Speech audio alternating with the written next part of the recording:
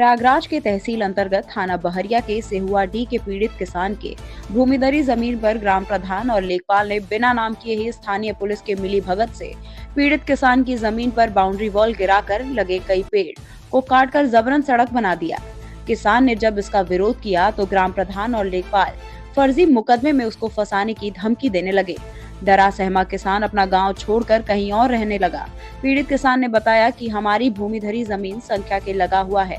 हमारे पूर्वजों ने कई साल पहले गांव के ही एक परिवार से जमीन खरीदी थी। उस जमीन में बाउंड्री लगभग 6 फीट की बनी थी। ग्राम प्रधान और लेखपाल बिना किसी नोटिस दिए हमारी दीवार गिराकर लगभग 20,000 ईंट और एक ट्रॉली बालू उठा ले गए। इसी जमीन पर कई पेड़ लगे हुए थे, उस पेड़ को भी काटकर उठा ले गए, जिसकी शिकायत पीड़ित ने उत्तर प्रदेश जिलाधिकारी फूलपुर से किया। लेखपाल और ग्राम प्रधान उत्तर प्रदेश जिलाधिकारी को गुमराह कर फर्जी तरीके से रिपोर्ट लगा दिया। पीड़ित इस मामले की शिकायत जिलाधिकारी प्रयागराज से किया गया तो जिलाधिकारी जांच के आदेश दिए। लेखपाल के द्वारा 2 रिपोर्ट लगाया गया है, दोनों अलग अलग है। पीड़ित ने बताया कि ग्राम प्रधान और लेखपाल दोनों मिलकर ग्राम सभा की जमीन बेच रहे हैं। कई बार शिकायत किया गया है लेकिन कोई जांच नहीं हुई। ग्राम प्रधान किसी की भी जमीन को कब्जा करने में डर नहीं रहा है। पीड़ित किसान का आरोप है कि जब हमारी जमीन पर बने हुए दीवार को तोड़ा जा रहा था तो हमने मना किया।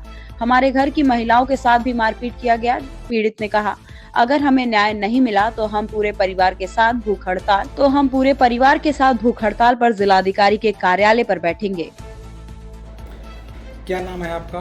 गुलाब चंद पटेल। गुलाब जी, कहाँ के रहने वाले हैं आप? ग्राम सेहुआडीह, थाना बहरिया, तहसील फूलपुर। आप लगातार तहसील में एसडीएम के पास, लगातार जिलाधिकारी महोदय के पास लगातार आप जा रहे हैं, क्या पूरा मामला है आपका? सर, हमारी भूमिधरी जमीन थी, उसी से लगा हुआ सर हमारा पूर्वजों का बना हुआ मकान, कुआं, पेड़, बाउंड्री। अच्छा, जो आपकी ज़मीन थी, गाटा संख्या क्या थी उसकी? 405 से लगा हुआ आपके पूर्वजों द्वारा खरीदी गई ज़मीन थी। जी जी जी। तो उसमें क्या था उसमें? नहीं सर, वो जो क्या कहते हैं 405 हमारी भूमिधरी हमारे पूर्वजों की ज़मीन थी, उससे लगा हुआ ज़मीन मतलब कुछ अंश हमारे पिताजी के नानी नाना ने उस ज़मीन को समझौता के आधार पर खरीदा था। अच्छा, खरीदा था उसने? जी जी जी। तो उस ज़मीन में क्या क्या बनाया गया था? सर, उस ज़मीन में पेड़ है और उसके बाद बाउंड्री बनी है, कुआं है, पक्का मकान बना हुआ है सर।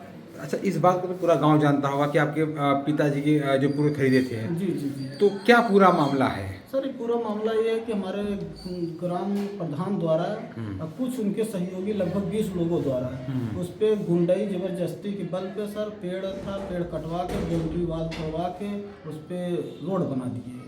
अच्छा, उसी ज़मीन पे? उसी ज़मीन पे सर। अच्छा, इसकी क्या पैमाइश के लिए क्या आदेश हुआ था जिलाधिकारी द्वारा कि जबरदस्ती करा दी? नहीं, जबरदस्ती सर, कोई आदेश नहीं, कोई। तो इसकी शिकायत आपने जिलाधिकारी फूलपुर से भी किया होगा? जी सर, हमने जिलाधिकारी, उप जिलाधिकारी। जी। तो क्या इसमें रिपोर्ट क्या लगी इसमें लेखपाल कानून द्वारा? इससे श्रद्धालु भी प्रसन्न नजर आए और संगम तट पर लाखों लोगं की मौजूदगी में हर हर गंगे और मोदी मोदी की जयकार सुनाई देने लगी। उल्लेखनीय है कि 13 जनवरी से प्रारंभ हुए महाकुंभ में अब तक वीवीआईपी मूवमेंट के बावजूद श्रद्धालुओं को संगम स्नान में कहीं कोई दिक्कत नहीं आ रही है। इसी का नतीजा है कि मात्र 24 दिनों में अब तक 29 करोड़ श्रद्धालु संगम में पावन डुबकी लगा चुके हैं। अच्छा, ये ग्राम प्रधान आप क्यों नाराज हैं जो कि आपकी जमीन पे? ये हम लोग चुनावी रंजिश से सर, हमारे पिताजी यहाँ अपने ननिहाल में रहते हैं जी।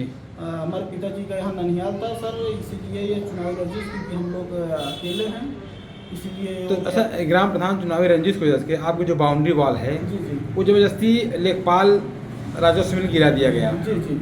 तो आपने शिकायत किया थाने में? स्थानीय थाना जिस दिन बाउंड्री गिराई थी उस दिन हम थाने पे गए थे, शिकायत थे। उसी समय हमने 112 पर कॉल किया, पुलिस भी कोई सहयोग नहीं किया।